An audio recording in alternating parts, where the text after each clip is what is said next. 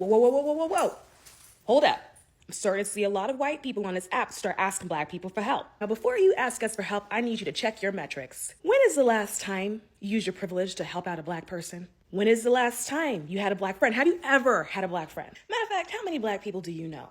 And I'm not talking about that one kid that you knew in school back when you integrated. Check your metrics. Now, based on your metrics, would you step in to help you? Am I the only one that didn't know that apparently Latinos were like begging black people for support and help now that Donald Trump is trying to deport? I did not know this. I did not know this. I just learned in the comment section, man, in one of my videos, man. They said, yo, they were just asking us for help. Now they're blaming us for having DL men in their community. Like, what's going on over here? I was asking for help, man. So y'all know how to go down that rabbit hole. And apparently there's a whole bunch of Latinos, man, talking about black people. We need to unite. We need to come together. Trump is trying to get us out of here. It's us. Who the fuck is us? We legal. We ain't going nowhere. The worst thing we're gonna hear is somebody say go back to Africa, and we haven't heard that since the 90s. Listen, I can make fun of the situation, right? Because I don't got papers, right? The broski's an undocumented immigrant, but I've been dodging ICE since 1998 when we used to call it La Migra. And I'm out here in New York City, so I'm protected. Like, the only reason other races want black people help now because they see they really ain't fucking with black people right now. At any moment, a black person can be shot by a cop. I'm not denying that at all. A black person can get struck down right now. But right now, black people are not the main priority. They're focusing on these Jewish people, these Hispanic people, these immigrants. Black people, we just minding our own business. And they trying to pull us in with them. Hey, we need black voices. We know the fuck you don't. We did our shit for 400 years. We was out there picking cotton, man. You handle that on your own, player, partner.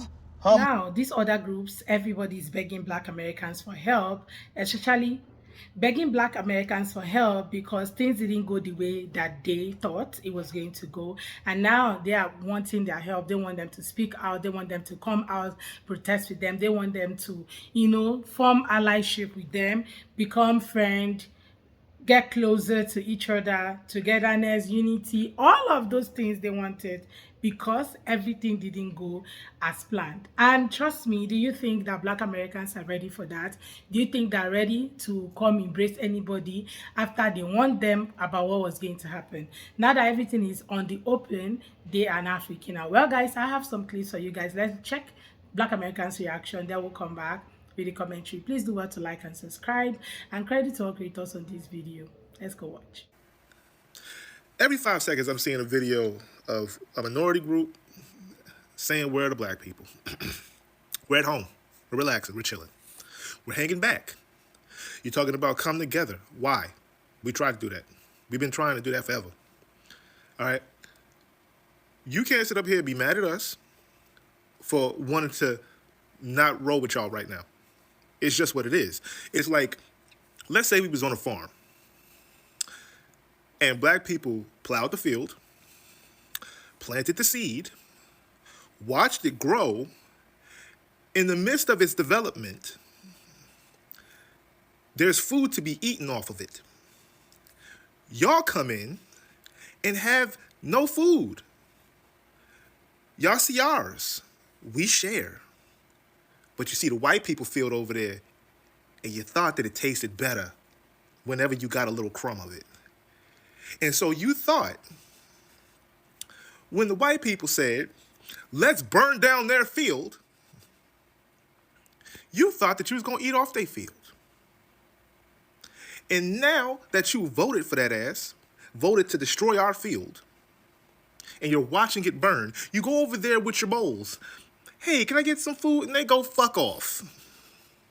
And now you're looking at us and you're running to the water and you're trying to get buckets and trying to pour it out onto the field because you realized that you was eating from that field. That was your main source. You fucked yourselves and tried to fuck us in the process. I mean, you literally thought that you was going to throw us to the side and get accepted by this, when we had already accepted and gave you a plate.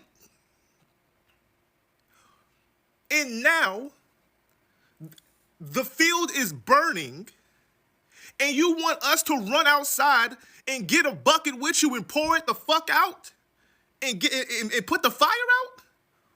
No. How about this? Y'all put the fucking fire out.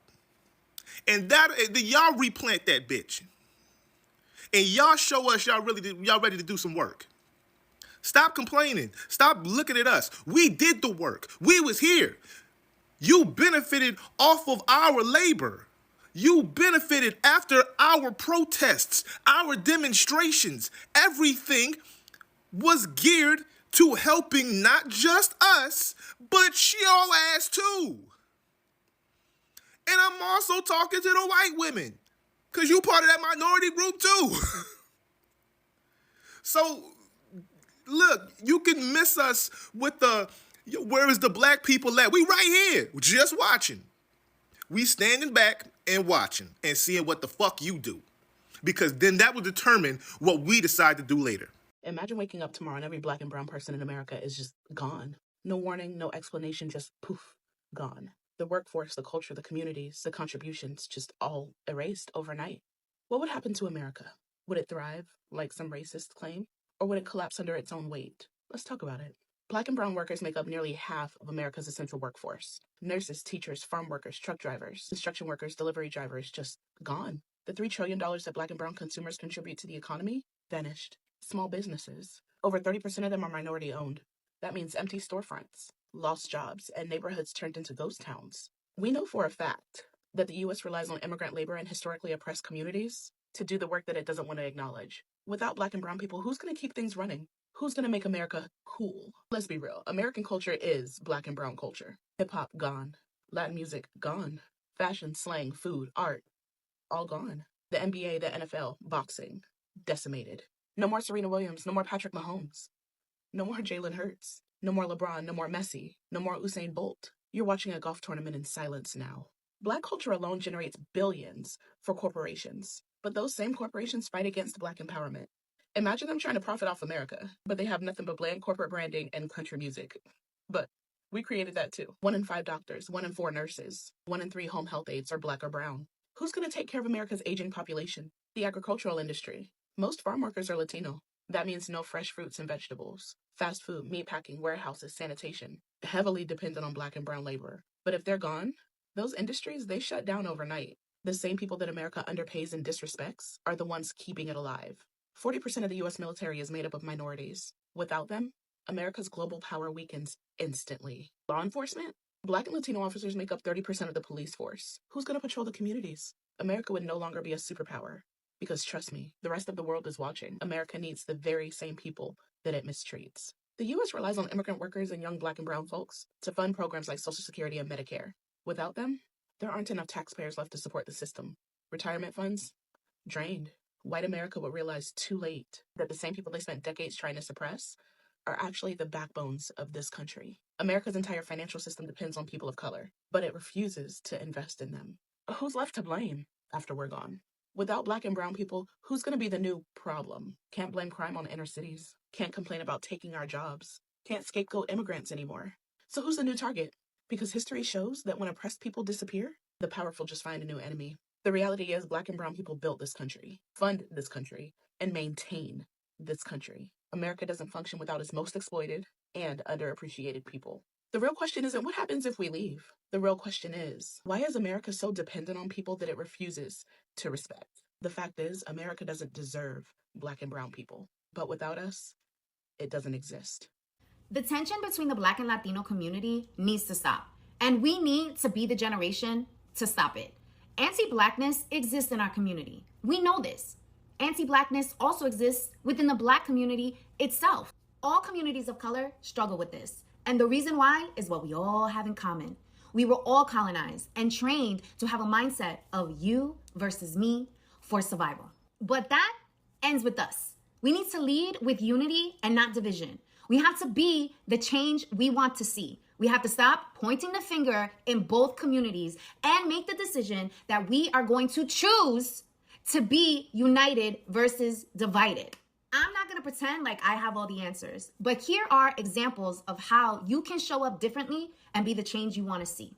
Number 1, share stories of solidarity. Share stories of love. Share stories of when you have experienced the Black or Latino community showing up in your spaces. We need to shift the narrative. The truth is that I don't blame Black Americans for saying no to every of these people asking them for help. Latinos, white, everybody, Africans, whoever it is that is coming to ask these guys for help, You cannot be doing that right now because they told you about everything that was going to happen. They told you guys this and that was going to happen, but no, you guys didn't take them seriously. You guys felt that they were fear mongering, they were passing, fear to you guys, and they were, just saying things out of the book, things that was never going to happen. But now that you are seeing it happen, you are now freaking out and asking them to come and help you. Now, take some several seats at the back because this was exactly what you voted for. I'm so shocked that anybody will come back on the internet to say, oh, I'm sorry, I need you guys to come together. We need to come together. Latinos saying, oh, the relationship between the black and brown community has always been there. Like, you guys never knew. Okay, there was in a video I saw where one particular Latino person was talking about how Black Americans ancestors and Latinos ancestors were working on the field together and they were very close. I ask again, when did you guys realize that? At what point did you realize that that ever happened? Okay, if it ever happened, because I don't know. But at what point did you realize that? It's really amazing to see that, people ever, think in that direction, okay, in the first place, and also come out here to tell Black Americans that they need their help. You're asking for help from people you didn't care about, okay, when every one of them, because now it has even turned to gaslighting. When they saw that their plea wasn't working, they started gaslighting them and telling them how they came out during the Black Lives Matter protest and they have always protested with them. Any protest that they are doing, some of them talk about how they come for the cookouts and all of that. You decided to come. You wanted to come, and there was never a time you warned them about something and they ended up doing it, and it backfired. So you, my friend, is the reason why they are quiet, because they told you, they warned you about what was going to happen, how you guys are going to face mass deportation, how every one of you is going to freak out, at the end of the day, how some of the laws that they are passing might not be beneficial to you. And no, you didn't listen, my friend. Now you want them to come help you out after they have warned you ahead of time of the whole thing that was going to happen. No, none of you listened. And now that everything have turned around to become true, you are now freaking out. Somebody said sometime, he said, Black Americans are right again. So somehow you guys knew that they have always been right, okay? But yet, even with all the predictions, with all the warnings, with all the signs, with all the things that was told you, with all the privileges you were able to access, and all the things you were able to see firsthand, okay, happen in real time, you still decided not to respond to what they were telling you and warning you that this was going to happen. Every one of you came out in mass and voted against your own interest. Now, the mass deportation is happening. Every one of you are freaking out. You don't know when you go out and you get deported. Not only that, they have also revoked some people's parole and all that. And now you guys are also freaking out. Not only that, right? Now, police or ICE has right to stop you as a Hispanic on the road and ask you for your papers, or even take you into ICE custody, and yet you are freaking out. So all this why they've been warning you, you never believed it, and you have a lot of them coming on the internet to cry about it. Like, everybody warned you. You would not be shedding these tears now if you had listened one bit about what they were telling you and warning you, giving you all the warning signs there is that this was going to happen. If you are taking your time to listen, I don't think any of this would have been a problem in the first place, because now you wouldn't have a president who is ready to deport you, like make sure that he meet up with the quota of his mass deportation over how many million people or thousands of people, whatever they said they want to deport this year. So if at all you had listened, I don't think you would have been in this mess that every one of you are now. You are now finding out that you were played, and you also played yourself because you didn't listen to wise counsel. Well, guys, let me know what your take are in today's video. Let's have it in the comment section, and please consider subscribing if you have not already. Don't forget to give the video a thumbs up so that more people can see it, and credit to all creators on this video. See you all on my next. Bye, guys.